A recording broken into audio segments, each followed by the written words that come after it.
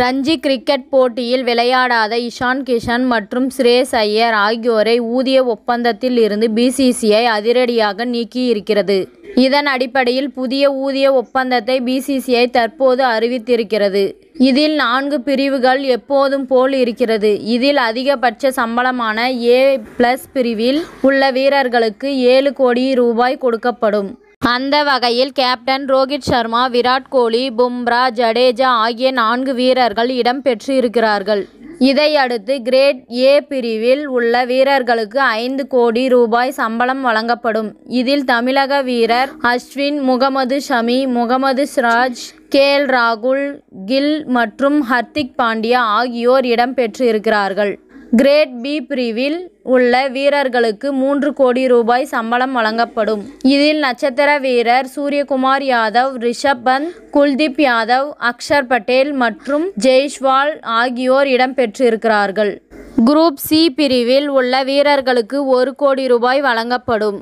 அதில் Rinku Singh, Tilak Varma, Ruturaj Gaikwad, Shardul Thakur, Shivam Dube, Ravi Bishnoi, Jitesh Sharma, Washington Sundar, Mukesh Kumar, Sanju Samson, Arshdeep Singh, KS Bharat, Prasidh Krishna, Avesh Khan மற்றும் ரஜத் படிதர் ஆகியோருக்கு ஒப்பந்தம் வழங்கப்பட்டிருக்கிறது.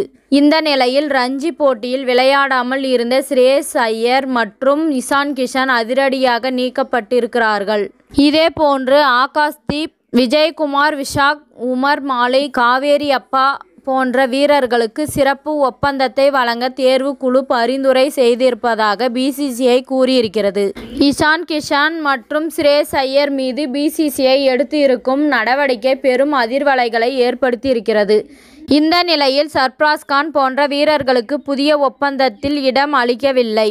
எனினும் குறைந்தபட்சம் 3 டெஸ்ட் அல்லது 8 ஒருநாள் அல்லது 10 T20 போட்டிகளில் விளையாடி இருந்தால் அவர்களுக்கு கிரேட் C பிரிவில் இணைக்கப்படுவார்கள் என்று பிசிசிஐ விளக்கம் அளித்துள்ளது. அந்த வகையில் சர்ஃப்ராஸ் கான் கிரேட் C பிரிவில் இடம்பெறுவார்.